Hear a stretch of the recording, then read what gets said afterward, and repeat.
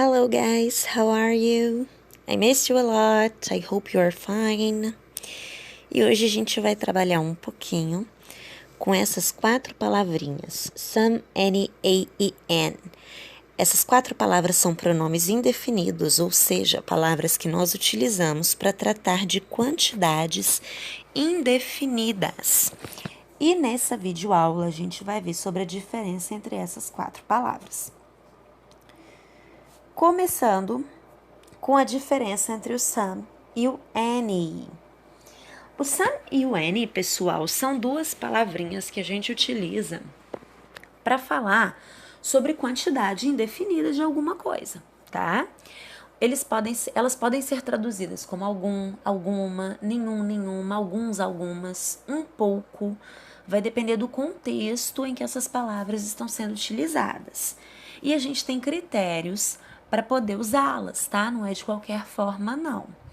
Então, a gente vai começar estudando um pouco sobre o some, depois o any, para poder diferenciá-los bem. O some é o algum, alguma, alguns, algumas que nós utilizamos para construir frases afirmativas ou então para oferecer alguma coisa a alguém, fazer perguntas que ofereçam alguma coisa para alguém. Vamos trabalhar o primeiro uso do some, que são esses 2 exemplos que estão acima. There are some apples in the fridge. Deem uma olhadinha. Existem ou há algumas maçãs na geladeira. O some, nesse contexto, teve a função de falar que existe uma certa quantidade de maçãs, mas a gente não sabe exatamente quantas. Pronome indefinido, tá? Depois, o segundo exemplo. There is some sugar in this coffee. Existe ou há um pouco de açúcar nesse café. Quando a gente vai fazer a tradução dessa frase, olhem que o significado do some já modifica um pouco. Porque aqui a gente pode traduzi-lo como um pouco, né? E não como algumas, como foi acima. Como eu disse, o significado vai depender do contexto. O que a gente precisa observar é que o some vai ser sempre utilizado em frases afirmativas. Observem outra coisa também. Na frase de cima, a gente utilizou a expressão there are some apples. E embaixo, eu utilizei a expressão there is some sugar. Quero que vocês pensem um pouquinho sobre por que nós temos essa diferença de uso no verbo existir na frase de cima para a frase de baixo. A gente já sabe que o there is e o there are significam existir, não é mesmo? There are é o existir no plural. Existem, há para mais de uma coisa. E o there is existe, há para uma coisa só. Mas Priscila, a gente está falando de quantidade indefinida, de mais de um, nas 2 frases. Então, por que em cima você utilizou o there are e embaixo você utilizou o there is? O segredo, meus amores, está na palavra, no objeto, que é aquele que nós estamos quantificando. E em cima a gente está quantificando o quê? As maçãs. E embaixo, o açúcar. Dá uma olhadinha em cima, a palavra apples foi colocada no plural, não foi? Com S no fim. A gente consegue contar as maçãs. 1 maçã, 2 maçãs, 3 maçãs, 4 maçãs, 5 maçãs. Então, essa frase vai ter uma estrutura completamente no plural, tá ok? Agora, quando a gente analisa a frase de baixo, meus amores, sugar é o quê? Açúcar. É impossível de contar açúcar. Se você chegar aí agora na sua casa, for lá na sua despensa, abrir o pote de açúcar, virar tudo no chão, você não consegue contar os grãos. É impossível fazer isso. Ele é um item incontável. Portanto, quando nós vamos construir essa frase, ainda que utilizando o some, que é uma palavra por si plural, a gente tem que utilizar o there is para concordar com a palavrinha sugar, que não vai ser colocada no plural, tá bom? Então, concluindo esse capítulo das frases afirmativas, vamos relembrar. O some nós usamos para representar alguns ou algumas em frases afirmativas. Outro uso para ele, A gente utiliza o some para falar sobre perguntas que estejam oferecendo alguma coisa. Vamos lembrar da Dona Florinda. Você aceitaria entrar para tomar uma xícara de café? Só que no nosso caso, ela ofereceria algumas xícaras de café, um pouco de café, né? Porque não pode expressar a quantidade. A gente está trabalhando com pronomes indefinidos. Would you like some popcorn? Você gostaria de um pouco de pipoca? Observem que essa frase eu não comecei com there is e there are, porque eu não estou falando que existe nada, eu estou oferecendo. E quando a gente vai oferecer alguma coisa, a expressão utilizada é essa. Would you like? Ok? Vocês vão ficar mais familiarizados com ela no 8º ano. Por agora, o que a gente precisa saber é que o some é o algum, alguma, alguns, algumas que nós utilizamos para frases afirmativas e perguntas que estejam oferecendo alguma coisa a alguém.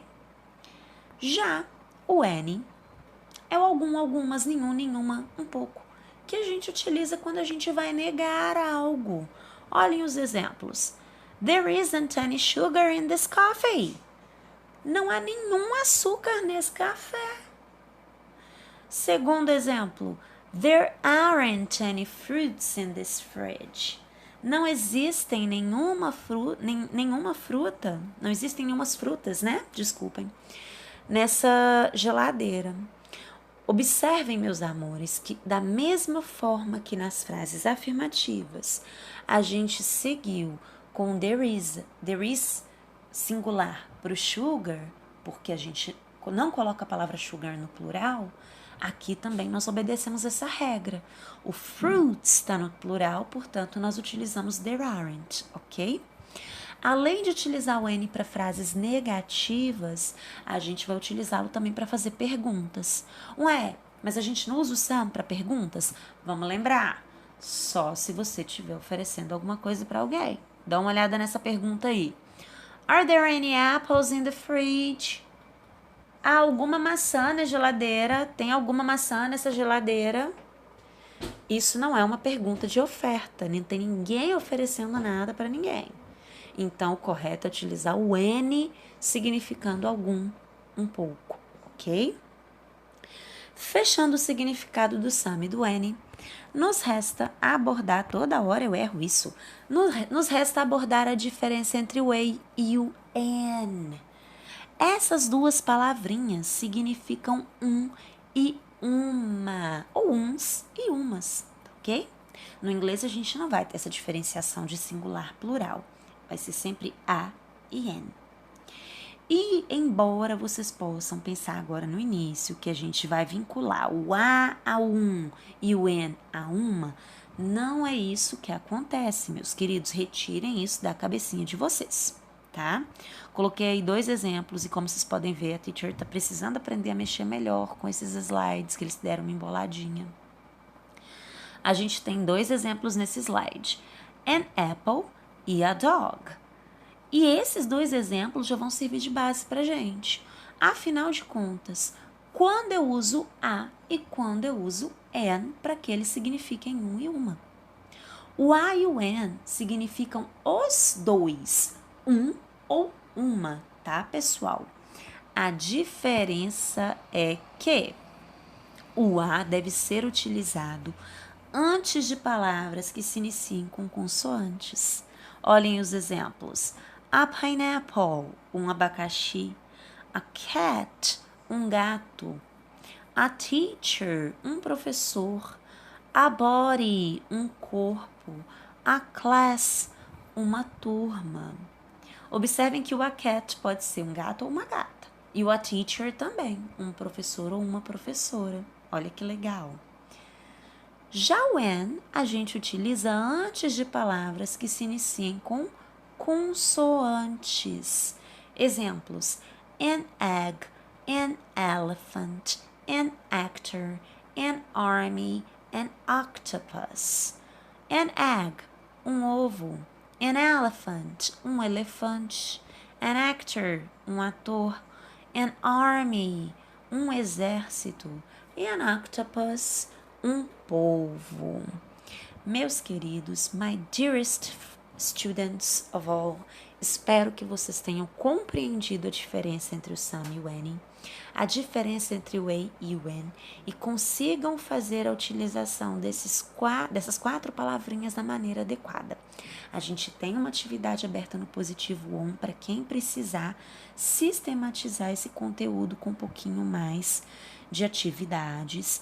Caso necessário, sintam-se à vontade para fazer as perguntas no tópico que está aberto logo abaixo, tá ok? Um beijo, kiss kiss, bye bye.